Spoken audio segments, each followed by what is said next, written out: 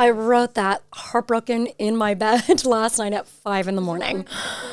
You know it's going to be a good day when you're in a suite wearing couture. Hi everyone, I'm Holly Scarfoni and welcome to the first episode of Sweet and Salty.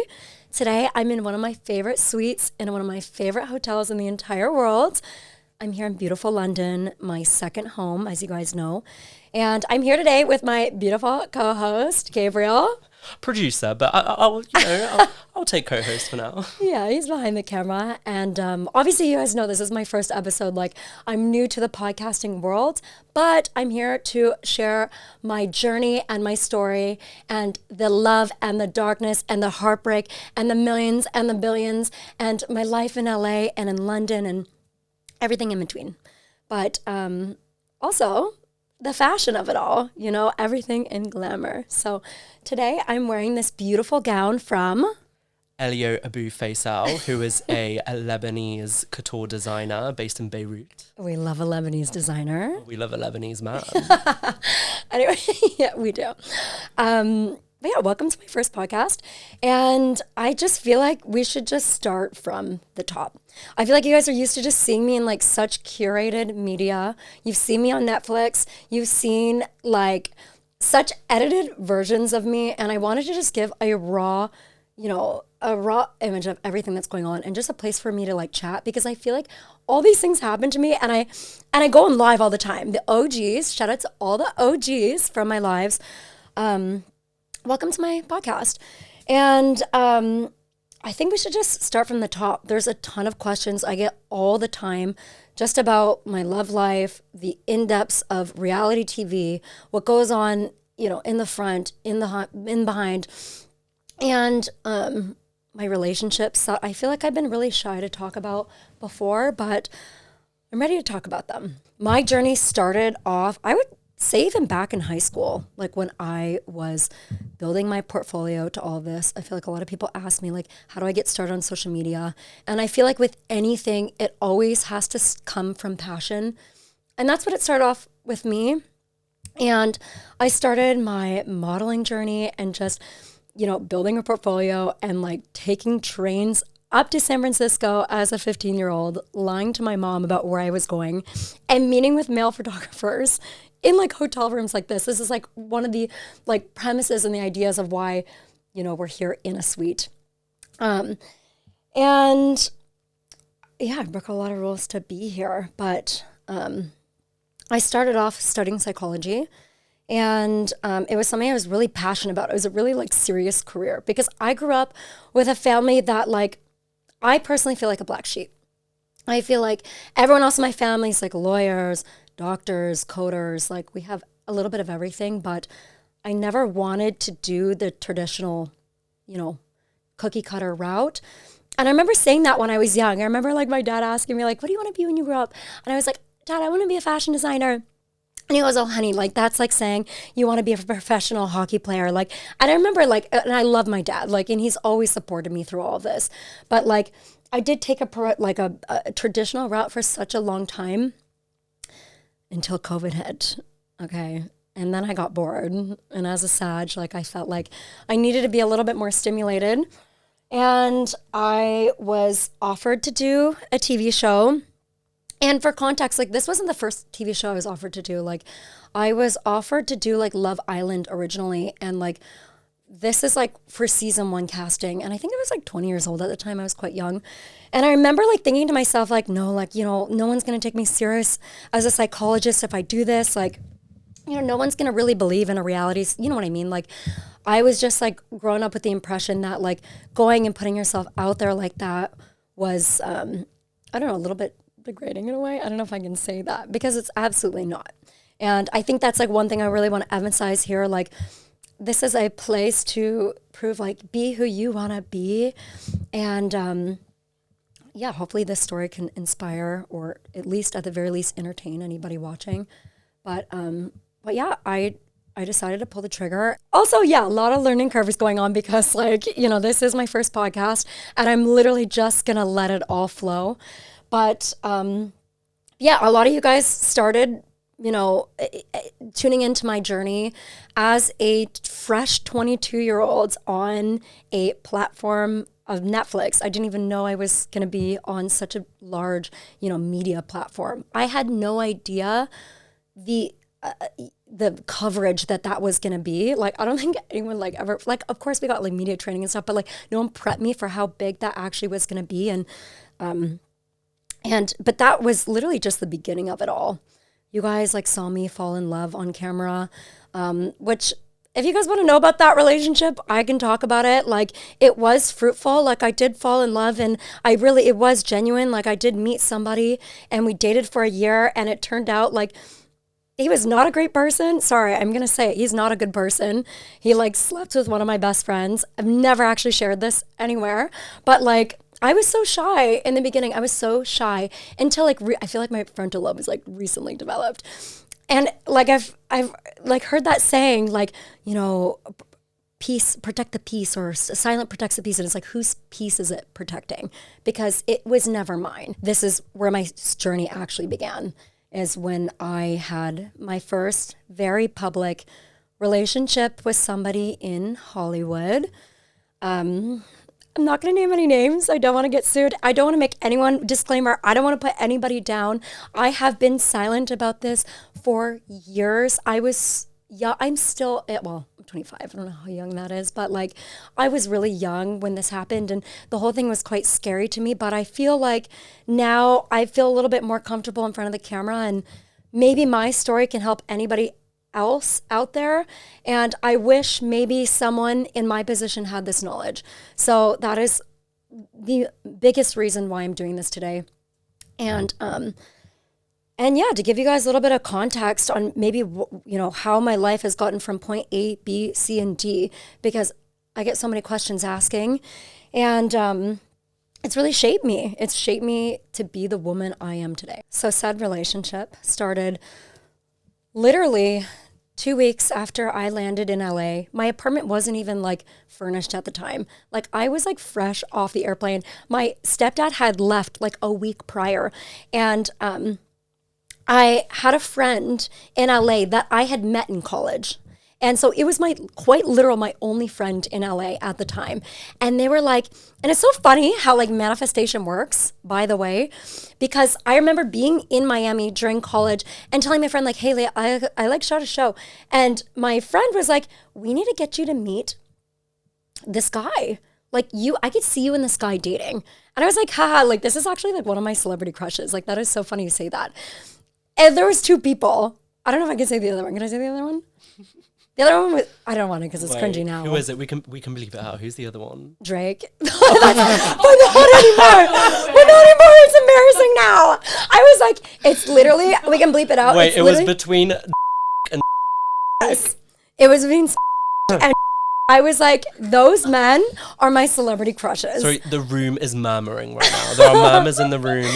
The so audience is enthralled by this new development in the lore of Holly. And by the way, I ended up meeting both of those people within those 2 weeks of moving. It's so funny because I remember being in LA and I was out with my friend and we met up with a mutual, and it was a girl, and she goes, oh my gosh, Holly, she's an influencer and all love, but she was you know what I mean? I don't know if she really necessarily gave me the time of day before, but she'd see my show. And so she was really kind to me, and she came out, she's oh my God, Holly, I was with so-and-so, insert the man's name here. And we were watching your show together. That is so funny. And I was oh, okay, name drop, but I'm so glad that you liked it. It's so good to see you. I just moved to LA, whatever. And then I remember it was literally that night, my friend from LA, we went out together, and I think he called the pabs on us. I'm not afraid to admit it. He called the pabs, he did. Obviously I'm not new to that. I don't know the pabs, whatever, but it's a thing in LA. And I think even if you don't call them, they're kind of everywhere anyway. But it was just kind of fun. It was just an exciting thing. And I wasn't even expecting it. I think it was just kind of a welcoming thing that my friend did, haha, welcome to LA. This is warming me up. I remember just being so giggly the entire time. Like, oh my God, like this is like so weird. I don't know how to act. Like, you know, I'm still wearing like, I remember what I was wearing. I was wearing like a little corset and like a little mini skirt, like, you know, my college outfit that I like brought from college. And long story short, I didn't think anything of it. My friend posted the photos on his Instagram because they were cute. Like it was like giving like Paris and Kim, you know, like that was the caption, Paris and Kim. And this guy literally like texted my friend and was like, who is this girl in the photos? Like he'd saw the paparazzi photos. And he goes, oh, like, you know, you should totally meet her. Like, she's great. Like, you know, I'll organize a dinner. And I've literally, this is so embarrassing. I like, can't believe I'm actually doing this. But like, I was supposed to leave, I think it was like a Thursday night. I was supposed to leave to Paris on a Thursday night for, I don't know if I want to expose myself. But okay, anyway. Do it. There's this guy that I met who was like British at the time. I thought his accent was so cute. And he was like, you know, my age and was like, you know, we hit it off. And he was like, you know, come out to pick any city you want. Let's go spend a weekend. And I was like so enthralled by this idea. I like feel like I just entered the real world. And so anyway, this guy was like, you know, I had a flight to go meet him in Paris. But obviously I'm single. And I heard that my celebrity crush wanted to meet me for dinner. So I'm like, okay, so I'm gonna move that flight. I actually didn't even move it. I canceled the flight. I didn't get on the flight. I ended up skipping the flight and I went to dinner. And at the dinner, it was me, my crush, and like my friend, and my friend brought his sister. So it was like a group dinner. It was fine. Like I remember being so like, you know, shy, impressionable. And like, obviously like, I'm relieving we had a good time. It was a good time. Like, you know, we went to the guy's house afterwards, like with all the friends, and we like really hit it off. Like, I feel like we had great chat. He was really friendly. Like we actually had a lot in common and like good chemistry. So I was like, oh, like things are really working out. Like things are really going good. I remember like hanging out with him. It was like 4 a.m. I get home. I packed my bags because I had a flight to Paris the next day, like in a few hours, because it was the next day. So I'm like, hey, like, you know, great to meet you. That was fun. Thanks for our cute little date in Nobu, Malibu. Like, you know, first time in Nobu, Malibu, everything. And long story short, pack my bags. I board the flight to Paris, okay? I pass out because it's like been such a long day. I think my flight was like at 7 a.m. Like I literally went home, packed and went to the airport. And I was on my flight. I passed out. I woke up from my flight and my phone like turned on. And all of a sudden, I can't even make this. I'm not even exaggerating. It was like ding, ding, ding, ding, ding, ding. Holly, have you seen this? Have you seen this? Have you seen this? And it's photos of the guy that I met the night before, the celebrity, and me like leaving the dinner. And like, I was like I couldn't even fathom the influx of like attention. Like obviously I had gotten that from Too Hot to Handle, but like this was a different type. And let me like know for context, like this is during the time when this like celebrity, their ex that they dated for a long time was getting married. So like there was like a lot of media like following, like what is this guy up to now? Like how was he moved on? Like what is he doing? You know? And so like I was like, oh, like that's like interesting, whatever. I landed in Paris. I'm not going to talk about the other guy that I was there in Paris with. Like, that's a whole story in itself. Like, that guy he ended up having a girlfriend. I found out during the trip, cried, left him, whatever. But during that trip, he sees the phone. I see him, he goes, what the hell is this? And I was like, oh, like, yeah, I went to dinner the night before, like, you know, whatever. I don't even feel bad now because he had a girlfriend the whole time. And like, you know, I ended up finding out who that girl was and I had messaged her and was like, not in a sort of like I was just like, hey, like your boyfriend is not. Girl, you need to break up with your boyfriend. He just took me to Paris. Yeah, like, not cool. Like not to cool the at all. city of love. To the city of love. Are like these that's men not okay? Yeah, and like so not okay. And the worst part is the story wasn't even over with this guy. By the way, Vic, this is literally Lucifer. Like, and you guys know my lives. This is Lucifer. That's what we name him. But anyway, so whatever, I'm in like, you know, enjoying my trip with Lucifer and there's a knock on the door. I don't know where I can knock. There's a knock on the door. Someone do a sound effect. And in comes the biggest bouquet of flowers I've ever seen in my life. And I turned to that guy and I'm like, who the fuck is sending you flowers? Because I'm thinking like, obviously no one knows where I am. Like no one sent, you know what I mean? Like whatever.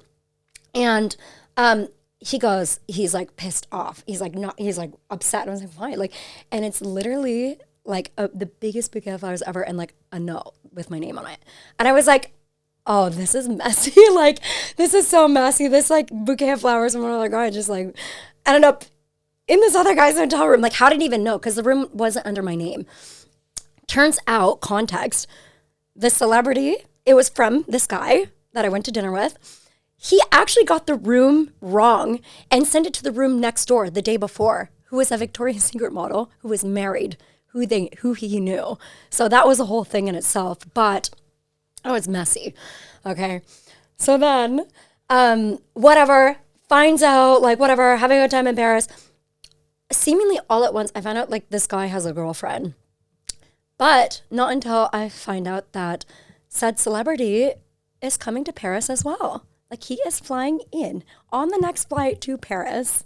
I'm like, what the actual hell is going on? Like, this is not normal, like it was such a weird time in my life, but like so enthralling. I didn't even know how to, like, it captivated not only me, but like my family. Like everyone was like, what is going on right now? Like I went from like being in a college, like apartment, dorm to apartment, whatever, to literally this entire like new people, new influx of it. Like it was insanity. Like I was in Paris getting photographed, not being pick me, choose me. Like that's not, whatever. But like it was just such a contrast for me.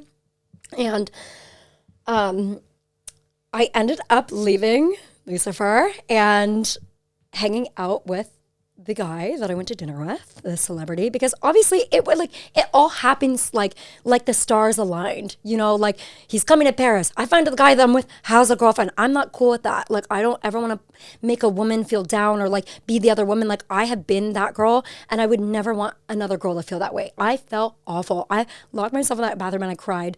Like anyway. So, and I feel like that was the beginning of like insanity.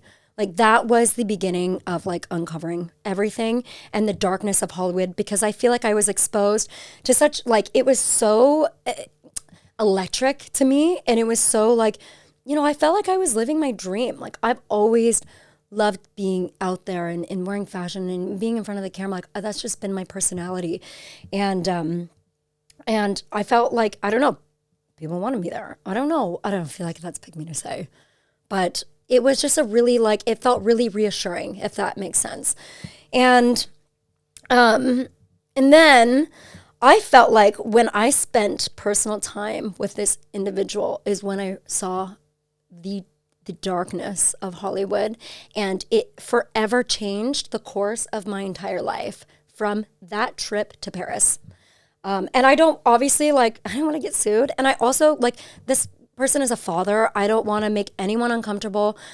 Maybe their PR team is watching. Like, I'm so sorry. I'm not trying to put anybody on blast. Genuinely, I'm just sharing my side of my truth and my story.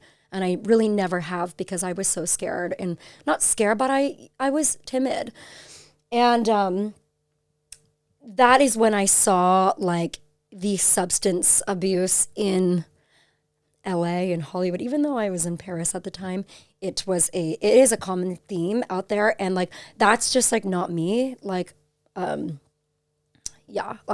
just was not my vibe. So I packed my bags and I was out of there, left said individual in Paris, but that wasn't the end of our story.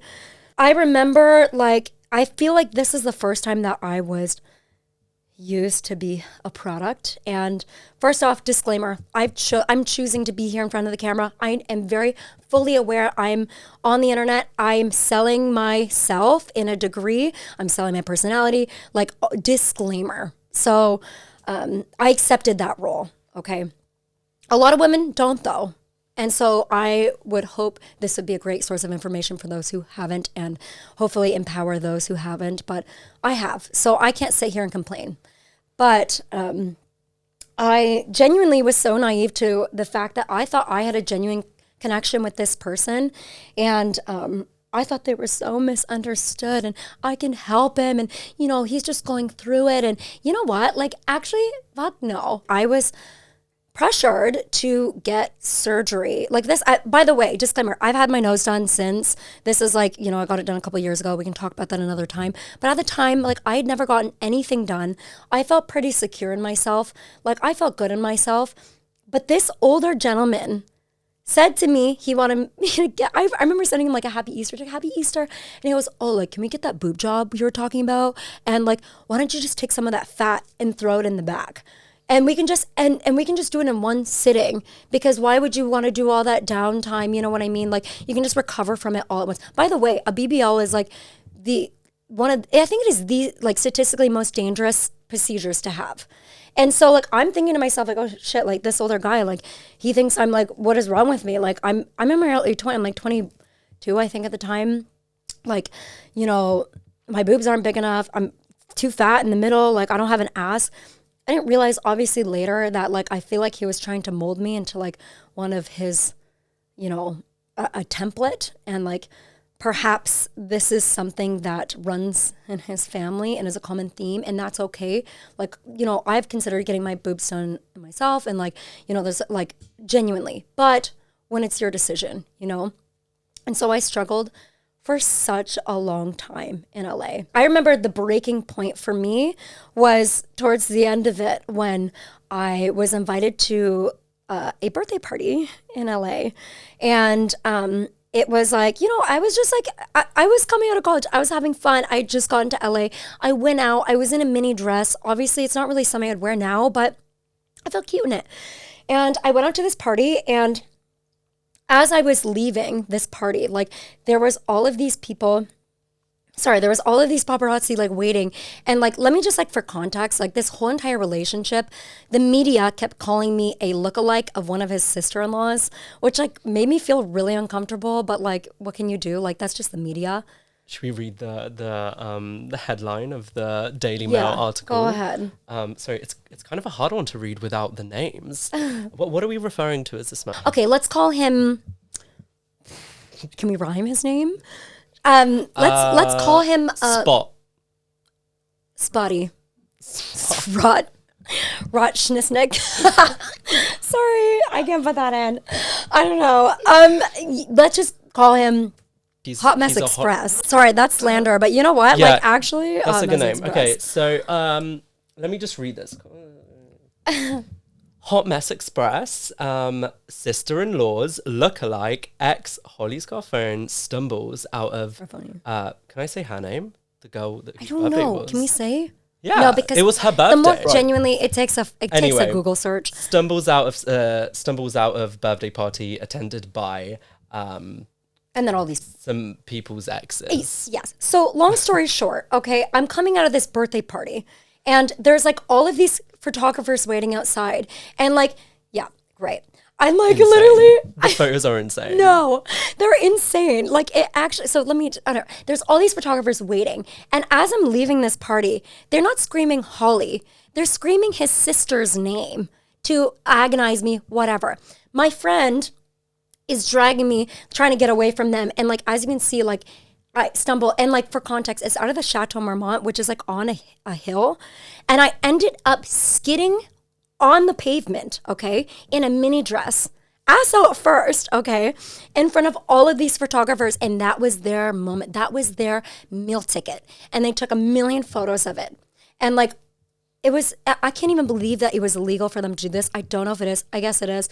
My bottom, the front page of Daily Mail was used for this girl's birthday party. But like, it got to the point where I was shutting off my phone for like 24 hours at a time. I was sitting in my apartment in LA, and it got to the point I didn't want to go outside. Obviously that relationship fizzled out. I kind of got my wits to it. I wasn't feeling great about myself, and I was like getting all these comments like, whatever.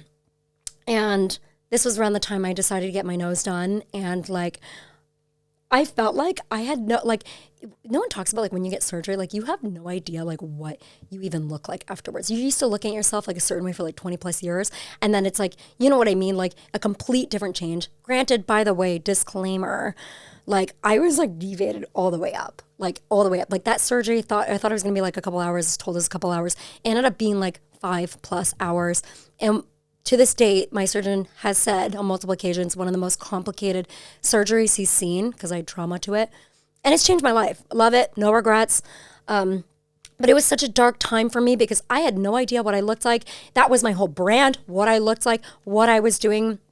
And I, like, if anyone is watching this right now, if you're ever considering, I'm sure, like, any surgeries or anything, like, do not rush into anything. Know what you're getting into. Make sure you have trusted people around, and you are genuinely, like, I know this is cliche, but beautiful the way you are. You are. And, like, I wish someone would have told me that years ago. Do I regret my nose job? No. Do I wish someone would have told me that? Like, you don't need your boobs done. You don't need, like, the fat transfer. You don't need, like, a bigger butt. Like, I wish someone had told me that.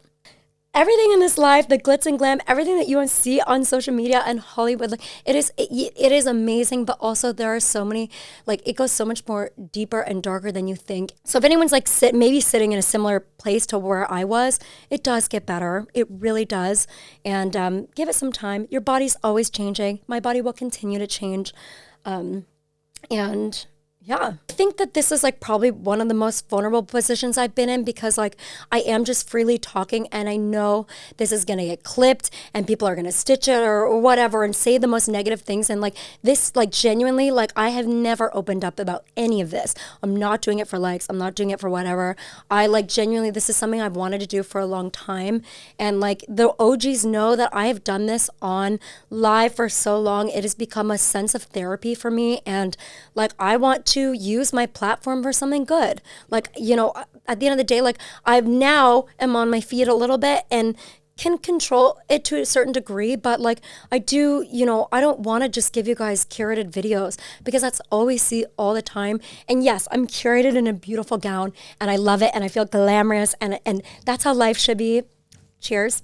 But there is also a realness to life behind the glamour, not to get too like soppy or whatever, and knowing that I'm not just this like girl who's on TikTok like, you know it's gonna be a good day when your Birkin matches your Hermes loafers and I go spend $100,000 at, you know, whatever store, you know.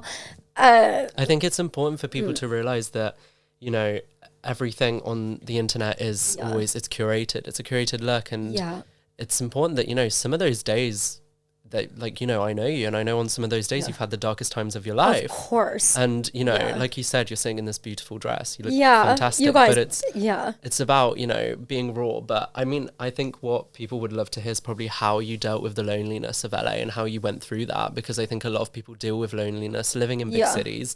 Like I know I do, like moving to London, it was such a big thing. So like, why don't you tell us about how you got through that loneliness in LA? I honestly think that was like just a learning curve. It was a lesson in life. And like, I will say this, like the price of loving somebody is losing them.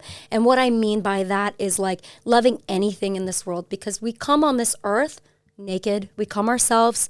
We, you know, at the end of our lives, if we have the privilege to be old enough, we leave, you know, a shell of ourselves. And what's left is the soul. And like, you know, the only relationship, the most important relationship in your life is the one with yourself, and being okay with yourself and being comfortable within, you know, that environment. And for me, like, you know, everyone's, you know, journey is different, but, you know, journaling helps a lot with me. And like, I like love writing. I've been like, and my father said this since I was young, like as soon as I was old enough to hold a pen, I've been writing.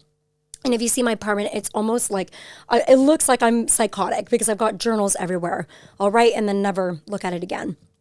But, you know, it's just nurturing that relationship with yourself, and just, you know, coming to terms with that and accepting your flaws, not to be, you know, cliche about it, but accepting your flaws. And, you know, I feel like the biggest thing about meeting people in life is like the lessons you learn from it. That's the whole point, right? To share stories and like learn from it. Yes, I do excessive shopping hauls. Yes, I love it. It makes me happy.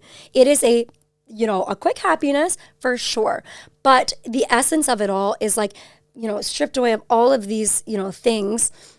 What's left is yourself. You know, like obviously now you guys know I'm not in LA anymore. I live between LA and London, but like I just don't love LA. And I found myself my stride a little bit better in London. And I don't know, I also think the men here are a little bit different. I don't know. And maybe, I don't know. For the better or for the worse? Oh, both, literally. London men are crazy. They're crazy. They are. But so are California men. Yeah. Yeah, you have a bad experience. We're like yin and yang right now. Oh, yeah. We can talk about that one day. Yeah, we will for sure. There's a lot to unpack. I think it's a different type of crazy. And also, like, I feel like I was misguided in the beginning because, like, for example, like Nathan from Dorchester, like, I remember the first things about him was like, oh my God, his accent is so hot. Like, I love his accent. Which, like, in hindsight now, like, that is, first off, the accents have worn off for me now. But it's like, that is the dumbest thing to like about someone is their accent. Like, that's like liking somebody because they can, like, count to 10. Like, that is just like, or they have brown hair. Like, okay, that's great. But it's like, that, you know, it just comes with it because they speak English. Like, that's weird. But anyway, like, it did have a charm on me for a little bit. And I would, you know, like, I'd be lying if I said, like, I still like it a little bit. But I like it when they're like, oh, I like your accent. And I'm like, pick me, choose me, love me. Okay. I love an American accent. That's crazy. I love an American accent. Like, I love it. Yeah, I don't know. You know what's so funny, though? Like, Every man I've ever dated had an American accent. every man I dated had a British accent. But yeah, anyway, I do like London men. But they are a little bit problematic, per to say. Wait, Is that the door? let me just check what's going on. Wait, that kind of sounded serious. Oh, it looks like we have. You guys, this is a closed set. Looks like we have a flower delivery No. for you, Holly. You guys staged someone this for sure. Bro, they literally just Shut came to up. the door. No, you Can you- Stop. I literally was just talking about getting delivered. You were No, no, literally no. just talking This- I about a flower swear- delivery. I swear to God. This is like not even blended. Really? This is insane. Okay, wait. I got This a is big insane. dress on right now. This is. Oh my God, it's got a note. You guys, it's got a note. And Which one is this sorry about from? that mic. I know you're probably going crazy at sound right now. But okay, like let's see. It's addressed Holly. Okay. Okay, hold on. I gotta like I can't believe I'm doing this on camera. I feel like I think I have an idea of who this is these are wild. from. Oh. Okay. It says, oh my God.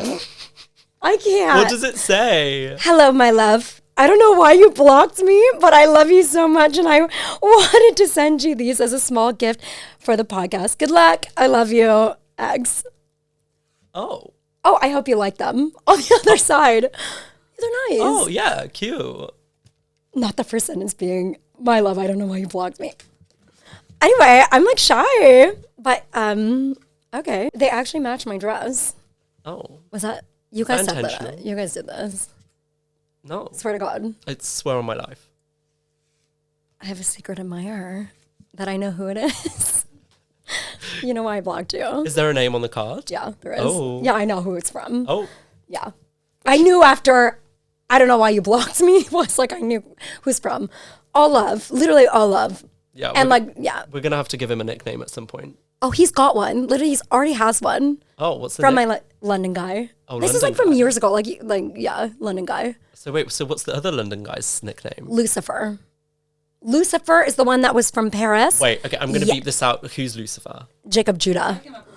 Oh, The lore of Lucifer goes crazy. oh, yeah. I don't know if I can say. Okay, I don't care. His last name is Judas. Okay, I didn't really like know. I should know. I'm a Catholic girl.